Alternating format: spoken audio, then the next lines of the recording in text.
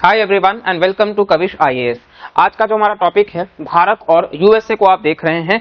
तो यूएसए में 47वें प्रेसिडेंट का चुनाव हुआ और रिजल्ट आपके सामने है और डोनाल्ड ट्रंप जो हैं वो वापस से चुन करके आते हैं for United states of America के प्रेसिडेंट के लिए। साथ ही 120 साल के इतिहास में पहली बार ऐसा होता है जब एक बार प्रेसिडेंट, देखिए अमेरिका में क्या है कि जो प्रेसिडेंट है वो मैक्सिमम 2 बार चुन सकते हैं और एक बार 4 साल के लिए, दूसरी बार भी 4 साल के लिए। तो ये 120 साल में पहली बार हुआ है जब एक टर्म कंप्लीट करने के बाद में वो हटा दिए गए और फिर दूसरी बार वो चुन करके आते हैं, यानी कि ऐतिहासिक लेवल पे डोनाल्ड ट्रंप की विक्ट्री हुई है। तो उसको हम यहाँ पे डिस्कस करेंगे। साथ ही यूएस का जो इलेक्शन प्रोसेस है प्रेसिडेंट को रिगार्डिंग उसको हम डिस्कस करेंगे, इलेक्टोरल कॉलेज को हम डिस्कस करेंगे और वेरियस कंट्रीज के ऊपर क्या इंपैक्ट करेगा, क्योंकि जो बाइडेन जो हैं वो डेमोक्रेट पार्टी के लीडर रहे हैं तो उनके तरफ जो पॉलिसीज थे अब पॉलिसी शिफ्ट हो रहा है। ठीक है, तो रिपब्लिकन लीडर जो है डोनाल्ड ट्रंप वो जीत करके आए हैं। तो फिर वेरियस कंट्रीज, चाहे वो चाइना हो, इंडिया हो, रशिया हो, इजराइल हो, ईरान हो, सऊदी अरेबिया हो, इन सबके ऊपर क्या प्रभाव पड़ेगा इसको हम डिटेल में जानेंगे। तो वीडियो काफी इंटरेस्टिंग रहने वाला है। चलिए शुरुआत करते हैं। ये आप देख सकते हैं मैप दोनों ही कंट्रीज का और यहाँ पे आप देख सकते हैं आर्टिकल कि Donald Trump US election result, उन्होंने साफ तौर पर कहा है विल नॉट रेस्ट अंटिल, मतलब उन्होंने कहा है कि उनके लिए अमेरिका फर्स्ट की उनकी पॉलिसी होती है और वो हमेशा अमेरिकन के लिए और अमेरिका के लिए अपना बेस्ट देंगे। तो इस वजह से आप देख सकते हैं और यहाँ पर रिजल्ट जो है उसके अकॉर्डिंग कमला हैरिस जो है वो हार गई हैं। ठीक है, तो यहाँ पे आपको देखने को मिल जाएगा कि प्रेसिडेंट डोनाल्ड ट्रंप हैं। और इसी के साथ साथ में नेक्स्ट अगर हम बात कर लेते हैं तो देखिए यहाँ हम प्रेसिडेंशियल इलेक्शन प्रोसेस जो है सबसे पहले हम इसको समझते हैं कि ये जो प्रोसेस है वो किस तरीके का है। ठीक है, एग्जाम के कंटेक्स्ट में इसको हम ध्यान में रखेंगे। तो चलिए यहाँ पे सबसे पहले हम देखें तो ये आपको यूएसए में कुल 50 स्टेट्स हैं, ये सारे 50 स्टेट्स आपके सामने हैं।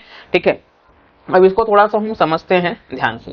तो सबसे पहले बेसिकली यहाँ पे 4 इयर्स का जो टर्म है उसके बारे में हमने यहाँ पे देख लिया है कि 4 साल तक का टर्म होता है एक प्रेसिडेंट का। ठीक है, और वो 2 बार चुन करके आ सकते हैं तो कुल 8 साल तक का। और जब भी इलेक्शंस होगा ये फर्स्ट ट्यूसडे ऑफ नवंबर होगा। ठीक है, फर्स्ट ट्यूसडे ऑफ नवंबर। तो हर 4 साल में चुनाव हमें देखने को मिलेंगे।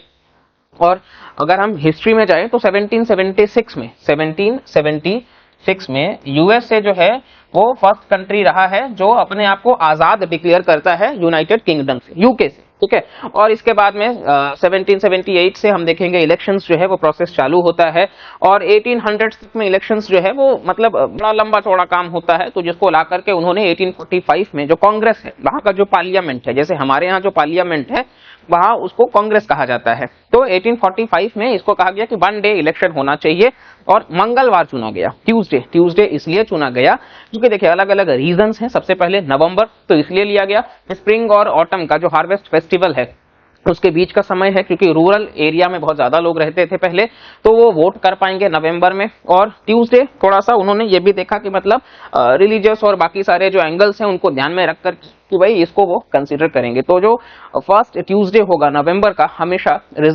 इलेक्शन जो है वो उसी दिन कंडक्ट करा जाता है। इस बार भी बेसिकली 5 नवंबर को हुआ। अब अमेरिकन सिटीजन की बात कर लेते हैं तो देखिए वो प्रेसिडेंट या वाइस प्रेसिडेंट को डायरेक्टली नहीं चुनते हैं हमारे यहाँ की तरह। जैसे हमारे यहाँ प्राइम मिनिस्टर की जब हम बात करते हैं तो हम अपने रेस्पेक्टिव एमपीज को चुनते हैं, अपने अपने कॉन्स्टिट्यूएंसीज के एमपी, मेंबर ऑफ पार्लियामेंट को हम चुनते हैं। फिर वो जिस पार्टी के ज्यादा मेंबर ऑफ पार्लियामेंट है वो पार्टी अपने ही लीडर को प्राइम मिनिस्टर घोषित करती है। उसी तरीके से वहां पे जो है प्रेसिडेंट और वाइस प्रेसिडेंट में जनता जो है वो डायरेक्ट वोट नहीं करती है, जनता एक मेंबर्स को चुनेगी। वो मेंबर्स इलेक्टोरल कॉलेज बनाएंगे और इलेक्टोरल कॉलेज के जो मेंबर्स हैं वो फर्दर प्रेसिडेंट और वाइस प्रेसिडेंट के लिए बेसिकली आगे बढ़ते हैं, यहां वो चुनते हैं। तो यहाँ पे आपको देखने को मिल जाएगा। अब ये मैप पहले आप ध्यान दीजिए। देखिए आप बहुत बार न्यूज़पेपर में स्विंग स्टेट्स का नाम सुने होंगे। स्विंग स्टेट्स क्यों? देखिए डोनाल्ड ट्रंप के जीत के पीछे का कारण, उन्होंने जीतने के बाद में नॉर्थ कैरोलिना, जॉर्जिया, इन सबको कहा कि मतलब शुक्रिया, पेंसिल्वेनिया, क्योंकि ये वो स्विंग स्टेट्स हैं। देखिए टेक्सास ये बहुत बड़ा स्टेट है।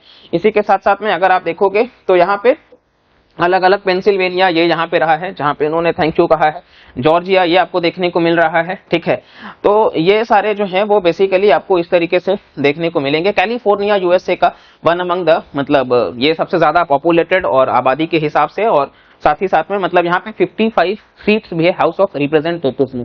ये तो यहाँ का पूरे 50 स्टेट्स का कॉन्सेप्ट है। अच्छा, इसके बाद अगर हम देखें तो देखिए थोड़ा सा हम भारत के साथ लिंक करेंगे। देखिए यूएसए में क्या है कि उनके यहाँ जो कॉन्सेप्ट चलता है वो है हाउस ऑफ रिप्रेजेंटेटिव्स और सेनेट का। इसको हम थोड़ा सा आपको ब्रीफली एक्सप्लेन कर देते हैं। चलिए सबसे पहले हम देखते हैं कि देखिए यूएस में क्या है कि जो कांग्रेस है उनके यहाँ का, ये कांग्रेस में फर्दर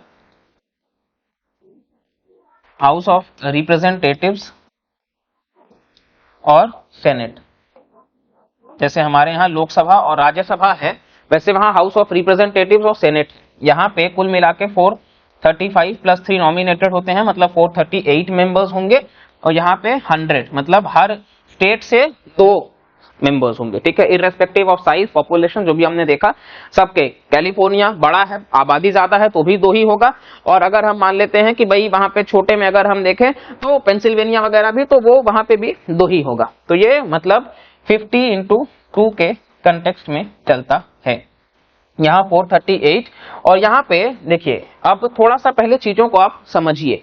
देखिए यहाँ क्या है कि हमारे यहाँ जब चुनाव होता है, थोड़ा सा अब इसको लिंक करते हैं। मान लीजिए हमारे यहाँ उत्तर प्रदेश की बात कर लेते हैं। Let me change the colour first, ठीक है। हमारे यहाँ मान लेते हैं कि जैसे हम उत्तर प्रदेश की बात कर लें अगर, तो उत्तर प्रदेश में हमारे यहाँ कुल मिलाकर के लोकसभा में आपको देखने को मिल जाएगा कि 80 सीट्स हैं लोकसभा में, ठीक है। उत्तर प्रदेश हो गया, बिहार हो गया, वेस्ट बंगाल हो गया, ये वो स्टेट्स हैं, या इवन हम यहाँ पे देखें तो महाराष्ट्र हो गया, ये वो स्टेट्स हैं जिनमें मतलब लोकसभा के स्ट्रेंथ बहुत ज्यादा है, ठीक है। 48, 42, 40 इस प्रकार के रेस्पेक्टिव सीट्स हैं, 80। अब यहाँ क्या है, मान लो कि जैसे 80 सीटों पर चुनाव हुआ, अब रिजल्ट आता है, एक एग्जांपल ले रहे हैं, रिजल्ट आता है और उसमें कहा जाता है कि 75 सीट्स जो है वो बीजेपी को मिले और बाकी के 5 सीट्स जो है वो अगर कांग्रेस को, तो सीटों का बंटवारा उसी हिसाब से होता है। बीजेपी के खाते में 75 जोड़ा जाएगा, कांग्रेस के खाते में 5 सीट जोड़ी जाएंगी। लेकिन यूएस में उल्टा है, यूएस में थोड़ा इसको हम कहते हैं first past post system, FPTP, कि भाई जो भी first past the post system, कि भाई जो उस मतलब बेंचमार्क को 543 सीट्स है हमारे यहाँ लोकसभा में, तो ये 50% प्लस 1 जो लाएगा वो जीत जाएगा। 50% प्लस 1 मतलब हमारे यहाँ जो 543 है लोकसभा में, तो यहाँ पे 543 का डिवाइडेड बाई 2 अगर हम करते हैं तो हम कहते हैं कि भाई 272, मतलब ये 273 के आसपास जो सीट्स लाएंगे वो चुनाव जीत जाएंगे। लेकिन यूएस में क्या है, यहाँ तो हमने देखा इस प्रकार से है। अब थोड़ा सा यूएस के एंगल से समझते हैं, ठीक है। अब यूएस पे थोड़ा सा हम आपको वापस से लेके आते हैं। अब देखिए यूएस में क्या है, अब मान लेते हैं थोड़ा सा सेम उसी एग्जांपल के साथ में कि यहाँ पे कैलिफोर्निया हमने देखा, यहाँ 55 सीट्स हैं, ठीक है। उसी तरीके से अलग अलग स्टेट्स हैं, टेक्सास में भी काफी सीटों का रिप्रेजेंटेशन है। एग्जांपल के लिए कैलिफोर्निया ही रखते हैं, कैलिफोर्निया में 55 सीट्स हैं, ठीक है। अब डेमोक्रेटिक और रिपब्लिक 2 पार्टी है वहां पे, ठीक है। तो मान लीजिए कि 55 में से 28 सीट्स मिला डोनाल्ड ट्रंप को और 27 मिला कमला हैरिस को, ठीक है। तो वहां क्या होगा, हमारे यहाँ क्या था, अलग अलग पार्टी को अलग अलग सीट दे दिया जाता। उनके यहाँ क्या है, उनके यहाँ ये जो 28 है ना, इसको कहा जाएगा कि ये पूरा 55 मतलब डोनाल्ड ट्रंप के खाते में जाएगा, ये पूरा का पूरा 55 ही डोनाल्ड ट्रंप के खाते में जाएगा। तो ये पॉपुलर जो वोटिंग है सिस्टम, इसी को इलेक्टोरल कॉलेज के नाम से ये जानते हैं, ठीक है। इलेक्टोरल यहाँ का मतलब प्रोसेस ही यही है कि भाई पूरा का पूरा कॉन्स्टिट्यूएंसी का जितना भी सीट है वो सारा जो है वो उस पर्टिकुलर कैंडिडेट को मिल जाएगा। तो यहाँ जो 27 इनको मिला था ये भी इन्हीं के खाते में ऐड हो जाएगा, ठीक है, जो भी जीतेगा, ठीक है। यही है यहाँ का सिस्टम, और इसीलिए कई बार बहुत बड़ा उलटफेर भी हो जाता है, जीतते जीतते लोग हार जाते हैं। लेकिन इस बार काफी हद तक जो है जहां से मतलब मेजॉरिटी सीट्स मिल सकता था वहां ट्रंप जो है वो जीते हैं, ठीक है। तो ये पूरा का पूरा प्रोसेस रहा है, ये अभी तक हम इसको समझे हैं। चलिए यहाँ हमने इंडिया के साथ में भी देख लिया, ठीक है।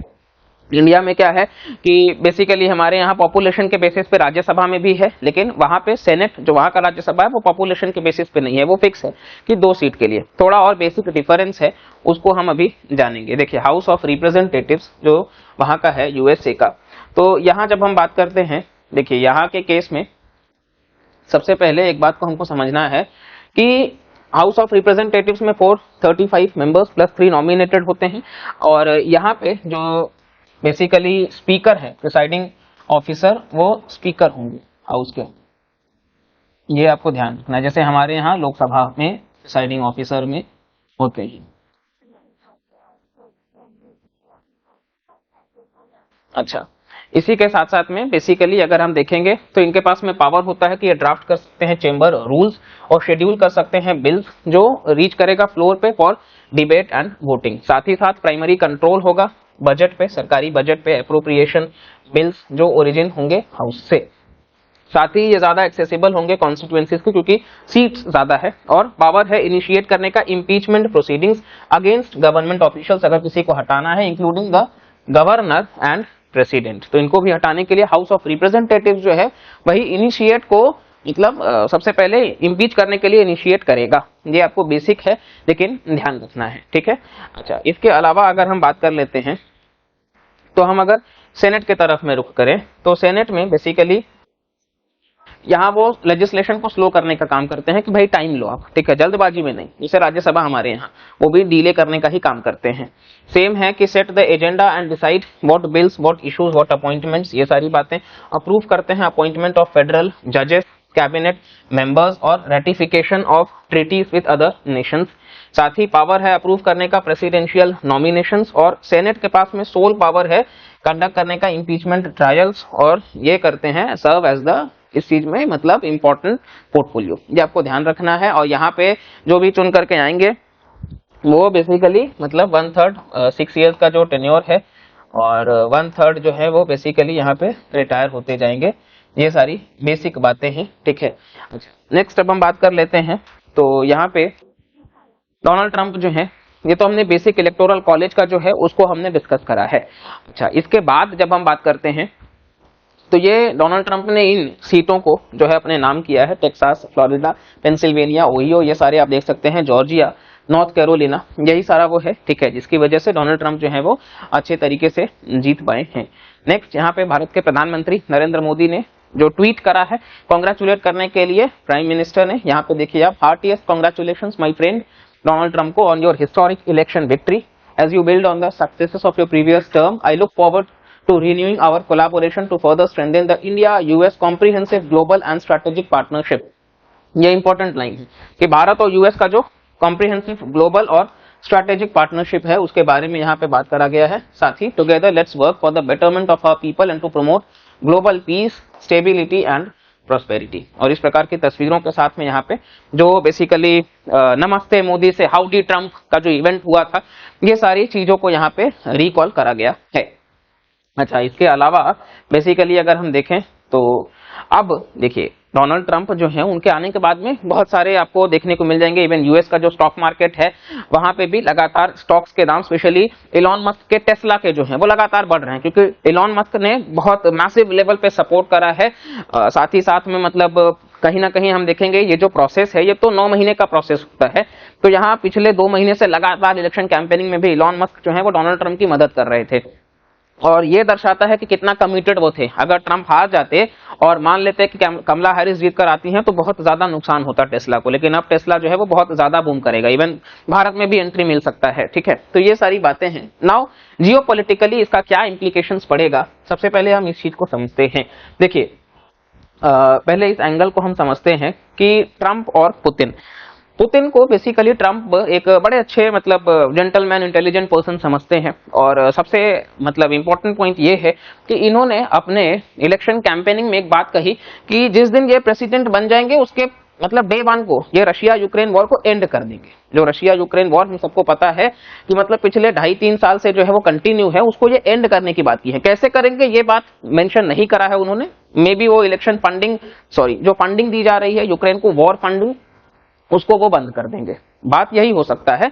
लेकिन यहाँ पे इन्होंने मतलब साफ तौर पर कहा है, साथ ही उन्होंने ये भी कहा है कि जो कंट्रीज सपोर्ट कर रहे हैं नेटो कंट्रीज, पहले तो वो नेटो में फंड दिए हैं कि नहीं, ये चीज चेक करना जरूरी है। और इसी के साथ साथ में हो सकता है कि रशिया को कुछ टेरिटरीज दी जाए या मतलब जिस भी तरीके से यूक्रेन को, लेकिन यहाँ पे उन्होंने यूक्रेन वॉर को एंड करने की बात करी है, फंड नहीं दे करके। देखिए डोनाल्ड ट्रंप का हमेशा से नीति यही है कि अमेरिका फर्स्ट, उनके लिए कोई मायने नहीं रखता, उनके लिए ये मायने रखता है कि यूएस के जो पैसे हैं वो किसी और कंट्री में हम क्यों फालतू वेस्ट करेंगे।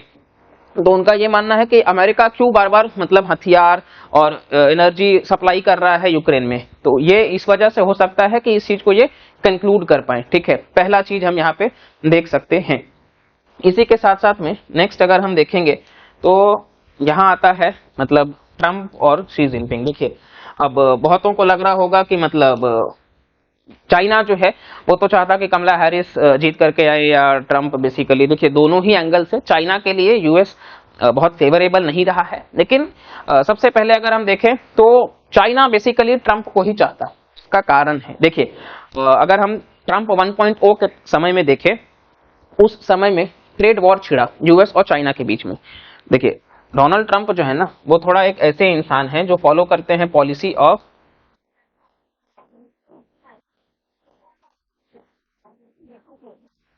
प्रोटेक्शनिज्म। ठीक है, प्रोटेक्शनिज्म, आइसोलेशनिज्म, ठीक है, ये सारे टर्म्स थोड़ा सा आप ध्यान रखेंगे कि किस तरीके से डोनाल्ड ट्रम्प जो है वो अमेरिका फर्स्ट की बात करते हैं।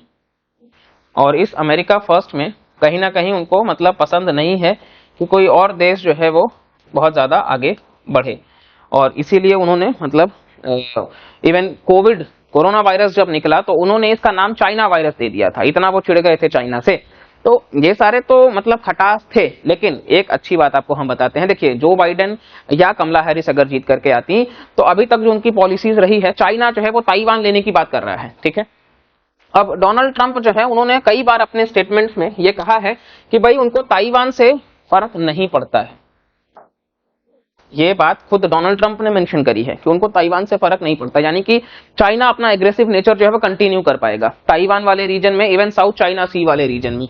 तो इस वजह से हम कह सकते हैं कि मतलब वो चाहेंगे कि डोनाल्ड ट्रंप जो है वो यहाँ पे आगे रहे, क्योंकि यहाँ अभी तक जो बाइडेन भी इस चीज को लेकर के बड़े स्ट्रिक्ट रहे हैं। ठीक है, तो इस वजह से हम देख सकते हैं किस तरीके से यहाँ पे ये दोनों जो लीडर्स हैं वो इन बातों को आगे रखते हैं। बाकी और भी क्या रहेगा उनको भी हम डिस्कस करेंगे, क्योंकि ट्रेड को लेकर के तो है, अब उनको कैसे वो रिजॉल्व करते हैं ये भी हम आगे कंटिन्यू करेंगे।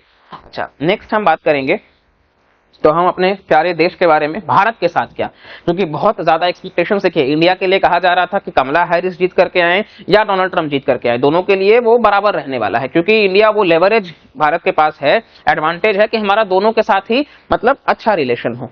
लेकिन देखिए पास्ट के अगर हम बातों को ध्यान में रख करके डिस्कस करें, अगर जैसा कि अभी हमने बाकी कंट्रीज को भी देखा, तो उस केस में हम कह सकते हैं कि ट्रंप 1.0 देखिए वो सिर्फ चाइना के लिए नहीं था, प्रोटेक्शनिज्म, आइसोलेशनिज्म वो भारत के लिए भी था। अगर आपको याद होगा तो ट्रंप जो है बेसिकली इन्होंने साल 2019 में, यहां हम इसको डिस्कस करते हैं बेसिकली कि साल 2019 के केस में अगर हम देखें तो साल 2019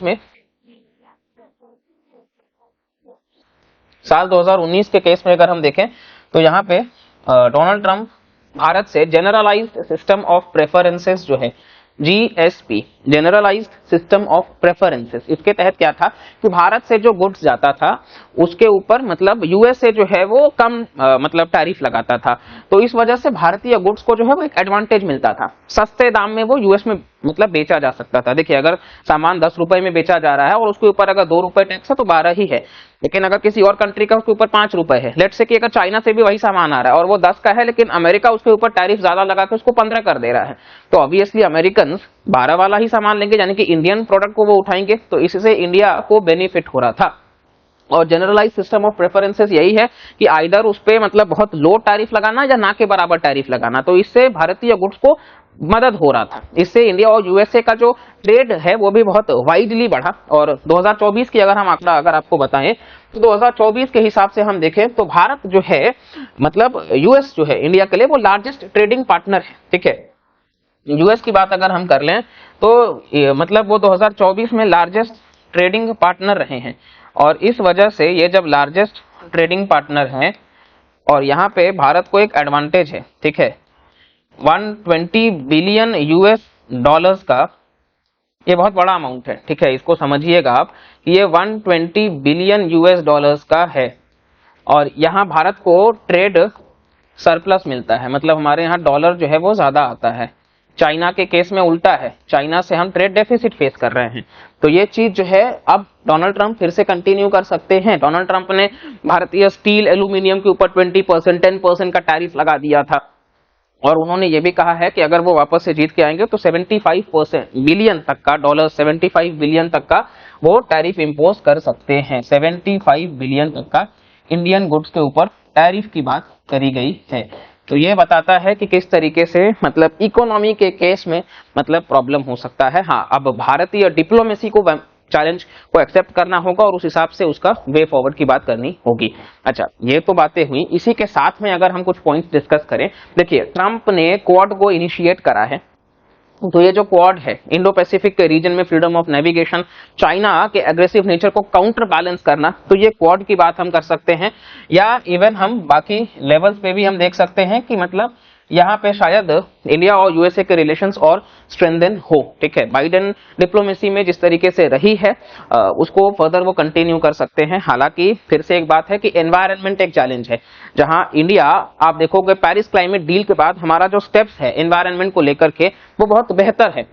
लगातार भारत जो है वो ग्रीन और क्लीन एनर्जी के बारे में बात कर रहा है। हम अपने रिन्यूएबल एनर्जी को बढ़ावा दे रहे हैं, सोलर एनर्जी को बूस्ट कर रहे हैं, अपना इंटेंडेड नेशनली डिटरमिन्ड कंट्रीब्यूशंस को बढ़ा रहे हैं। वहीं अब देखिए, ये तो पुल आउट कर गए थे एनवायरनमेंट डील से, लेकिन जो बाइडेन जो है वो आते हैं और उसको वो मैनेज करते हैं, लेकिन क्या ये फिर से बाहर हो जाएंगे? इससे कहीं ना कहीं देखिए आगे चल करके कोल वगैरह के दाम तो कम हो सकते हैं। भारत क्योंकि अभी भी हम डेवलपिंग इकोनॉमी है, हमारे लिए सस्ता हो जाएगा, तो हमारे लिए बेनिफिट है। लेकिन लॉन्ग टर्म में जो एनवायरमेंटल चैलेंजेस आ रहे हैं, आज ग्लेशियर्स मेल्ट होना, सी लेवल का राइज होना, साइक्लोन्स फ्रीक्वेंटली आना, ये सारी चीजें तो एक समस्या है और ये मानना पड़ेगा। तो एनवायरनमेंट के केस में आपको ध्यान रखना है कि ये फिर से चैलेंज बनता है। अब क्लाइमेट चेंज को लेकर के किस तरीके से डिस्कस किया जाएगा, ये भी एक मुद्दा बहुत इंपॉर्टेंट रहने वाला है, जो वक्त ही बताएगा। ठीक है, तो ये सारी बातें जो हैं वो निकल करके आती हैं इंडिया और यूएस के केस से। ठीक है, तो ये आई होप आप सबको समझ आया होगा। अच्छा, अब हम नेक्स्ट डिस्कस करते हैं ये दोनों लीडर्स।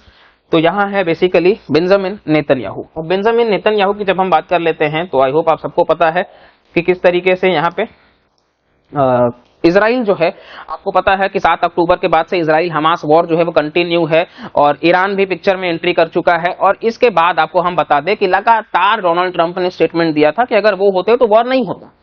तो उन्होंने मतलब नेतन्याहू के लीडरशिप में भी थोड़ा सा कहा कि भाई वहां पे कमी खामी थी कि हमास अटैक कैसे कर दिया, और अगर करा तो फिर नेगोशिएशंस जो हैं वो, हालांकि शुरू से इजराइल को वो बहुत सपोर्ट करते आए हैं। और जो काइंड इंफॉर्मेशन हम बता दें कि अब्राहम अकॉर्ड्स जो है वो सबसे पहले तो आपको बता दें कि जेरूसलम को ऑफिशियल कैपिटल यूएस ही मानता है। ये आप बात समझिए कि जेरूसलम जो है उसको ऑफिशियल कैपिटल यूएस ही मानता है, जो कि तेल अवीव है। लेकिन ट्रंप ने कहा कि नहीं, हम तो जेरूसलम मानेंगे।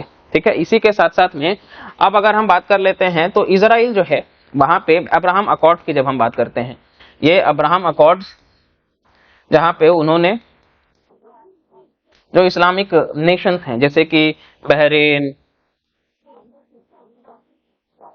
या यूएई, ओमान, कतर, ये सारे जो कंट्रीज हैं ये इजराइल को एक इंडिपेंडेंट कंट्री मानने लग गए। देखिए, इस्लामिक कंट्रीज इजराइल को एक इंडिपेंडेंट कंट्री नहीं मानते, अरब स्टेट्स नहीं मानते, लेकिन अब्राहम अकॉर्ड्स के बाद में ये चीजें हो पाई तो ये डोनाल्ड ट्रंप के ही वजह से। तो डोनाल्ड ट्रंप इजराइल की बहुत ज्यादा सपोर्ट करते हैं, ऐसा नहीं है, लेकिन बस कुछ हद तक हम चीजों को कह सकते हैं। अभी रिसेंट में ये भी कहा गया कि मतलब उन्होंने नेतन्याहू को और उनकी वाइफ को भी इन्वाइट किया था डिनर पार्टी के लिए। तो इस तरीके से ये चीजें रही हैं, इनके रिलेशंस आपस में बड़े अच्छे हैं। तो इनके आने के बाद से हम कहीं ना कहीं कह सकते हैं कि इजराइल को और ज्यादा सपोर्ट मिल सकता है।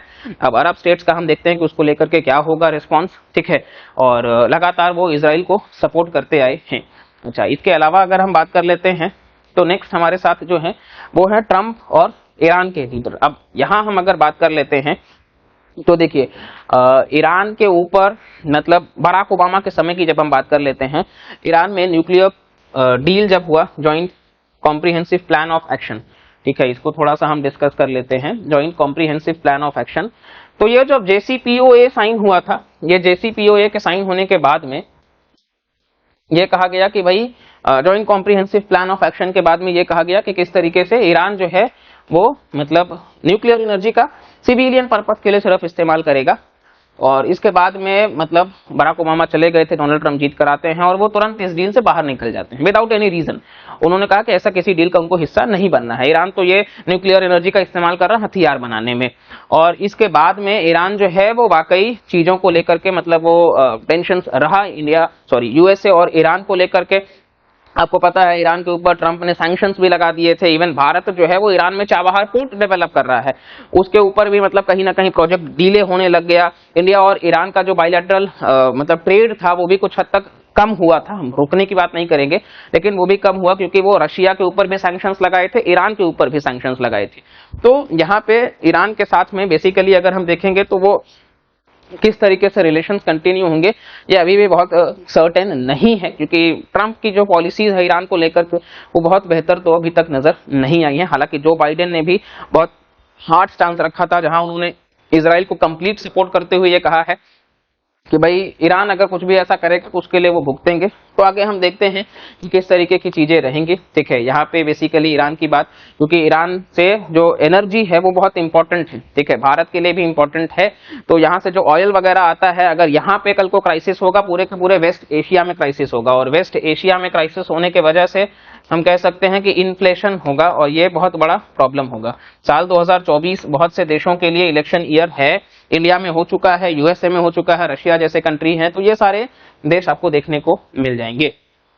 अच्छा, नेक्स्ट जब हम बात करते हैं तो नेक्स्ट आते हैं फिर से डोनाल्ड ट्रंप और मोहम्मद बिन सलमान यानी कि सऊदी अरेबिया। अब अगर हम यहाँ पे बात कर लेते हैं तो देखिए ये मोहम्मद बिन सलमान जो है वो माना जाता है कि बड़े मतलब लीनियंट रहे हैं दोनों एक दूसरे के लिए, और मतलब इन्होंने ये भी कहा है कि भाई अब्राहम अकॉर्ड्स वगैरह को लेकर के कि सऊदी अरेबिया भी जुड़ जाए। तो इस प्रकार की चीजें रही हैं। क्या सऊदी अरेबिया रहता है, जहां आईमेक्स कॉरिडोर की बात करी गई थी, ये इंपॉर्टेंट है कि IMEC corridor India Middle East Europe economic corridor जो बात करा गया है जो बाइडेन के तहत, अब उन चीजों को कितना प्रमोट करा जाएगा, क्योंकि डोनाल्ड ट्रंप फिर से हम वही बात बोलेंगे कि उनको ये लगता है कि अगर उसमें अमेरिका का बेनिफिट नहीं है तो फिर हम क्यों ही उसमें इन्वेस्टमेंट करेंगे। तो ये आईमेक कॉरिडोर अब कितना आगे जाएगा नहीं जाएगा ये बहुत इंपॉर्टेंट है, क्योंकि ये डेजर्ट कंट्री है और ऑयल रिच है, तो किस तरीके से चीजें आगे कंटिन्यू रहेंगी ये भी देखने वाली बात रहेगी। ठीक है, और इसके अलावा अगर हम बात कर ले तो जैसा कि हमने बताया कि इनके विक्ट्री के पीछे इनका बहुत बड़ा हाथ है, इलॉन मस्क का। दुनिया के सबसे अमीर इंसान रहे हैं, साथ ही साथ साउथ अफ्रीका से वहां से निकल करके ये आज यूएसए में, और मतलब कहीं ना कहीं बहुत लोगों के लिए इंस्पिरेशन भी है कि किस तरीके से हार्ड वर्क से बहुत सारी चीजों को हासिल किया जा सकता है, परसिवियरेंस, और साथ ही साथ में कहीं ना कहीं बहुत इंपॉर्टेंट है कि आप अपने काम को लेकर के फोकस्ड रहो। और इसके बाद में लगातार इन्होंने इनको सपोर्ट भी दिया है और इसके लिए उन्होंने बहुत बड़ा थैंक यू भी कहा है। और जैसा कि हमने कहा कि हो सकता है टेस्ला भारत में भी एंटर करे और लगातार ग्रोथ अब देखने को मिलेगा। ठीक है, इसके बाद अगर हम बात करते हैं तो देखिए अब जो हमारा लास्ट स्लाइड है यहाँ हम ये डिस्कस करेंगे कि आखिर वो हार की वजह क्या है। देखिए पीछे जो बाइडेन है, कमला हैरिस हैं, डेमोक्रेट पार्टी के लीडर्स हैं। देखिए इनिशियली डेमोक्रेट को लगा कि मतलब जो बाइडेन ही आगे कंटिन्यू करेंगे, लेकिन उनकी वीक एंड फॉरेन पॉलिसी हम कह सकते हैं, जहां वॉर को मतलब सपोर्ट करना, फंड करना, और वॉर भी मतलब मिडिल ईस्ट में अनसर्टेनिटीज बढ़ते जाना, इन सब के वजह से शायद अमेरिकन को लगा कि एक तो जो बाइडेन नहीं सही है, फिर बीच में उन्होंने जो बाइडेन को डेमोक्रेट ने हटा दिया और फिर कमला हैरिस को वो लेकर के आते हैं। अब इसके बाद में अगर हम बताएं तो कमला हैरिस को भी लेकर के मतलब कहीं ना कहीं थोड़ा सा जब भी बात होता है तो देखिए जो बाइडेन कहीं ना कहीं अगर हम बात करें तो इन्होंने मतलब एक बार ये भी कहा कि भाई डोनाल्ड ट्रंप जो है वो तो मतलब उनके वोटर्स जो है वो गार्बेज है। तो यहाँ पे देखिए वोटर्स को गार्बेज बोलना, कचड़ा बोलना, ये तो कम्प्लीटली गलत है। आप सबसे बड़ी मतलब कहीं ना कहीं ओल्डेस्ट डेमोक्रेसी हो, यूएस की बात अगर हम कर ले, और आप अपने वोटर्स को, किसी भी पार्टी के वोटर्स हो, आप अगर उनको खराब बोल रहे हो तो ये कहीं ना कहीं बहुत बड़ा नेगेटिव इंपैक्ट बनाएगा। और ट्रंप ने उसको बहुत बड़ा वेपन की तरह यूज किया, जहां उन्होंने सच में कहा कि हाँ, उन्होंने मतलब उसको प्रमोट करना चालू किया कि वाकई हम साफ करेंगे। और इसी के साथ साथ में अगर हम देखें तो कहीं ना कहीं मतलब ये चीजें भी निकल करके आती हैं। अच्छा, ट्रंप जो है देखिए भारत के मुद्दे में अगर हम एक और पॉइंट ऐड करें तो जब आर्टिकल 370 का एब्रोगेशन करा गया तो उस केस में हमने देखा कि किस तरीके से डोनाल्ड ट्रंप जो है वो सपोर्ट करते हैं कि वो तो भारत का अभिन्न हिस्सा है, लेकिन वहां पे ह्यूमन राइट्स का इशू जो है वो कमला हैरिस भी रेज करती हैं। तो ये दर्शाता है कि किस तरीके से मतलब जो वहां पे बाकी वोटर्स हैं वो भी मतलब ट्रंप को किस तरीके से सपोर्ट किए हैं, ठीक है, ये काफी इंपॉर्टेंट है। इवन डोनाल्ड ट्रंप ने बांग्लादेश में जो हिंदूज के ऊपर, जो वहां के माइनॉरिटीज हैं, उनके ऊपर जो अत्याचार हो रहा है मोहम्मद यूनुस के समय में, हमने देखा है शेख हसीना के बाद में, तो उसके ऊपर भी उन्होंने आवाज उठाया है। तो ये सारी बातें जो हैं आगे चल करके बांग्लादेश के ऊपर उनका क्या इम्पैक्ट रहता है, पॉलिसीज रहता है, इन सबको भी हम डिस्कस करेंगे समय के साथ में जो भी फर्दर अपडेट्स रहेंगे। और बाकी अगर फिर भी आपको कोई डाउट रहता है तो आप कमेंट सेक्शन में बता सकते हैं। इस वीडियो को फिलहाल हम यहीं कंक्लूड करेंगे। आई होप आपको ये वीडियो से काफी इन्फॉर्मेशन मिला होगा और इसके बाद हम फर्दर वीडियोस के साथ आपके साथ मिलते रहेंगे। तब तक के लिए इस वीडियो से अगर आपको हेल्प मिला है तो प्लीज लाइक करिएगा, चैनल को सब्सक्राइब करिएगा, बाकी लोगों को भी शेयर करिएगा और कमेंट करके भी जरूर बताइएगा कैसा लगा। और मिलते हैं अगली वीडियो में, तब तक के लिए bye bye, take care and जय हिंद।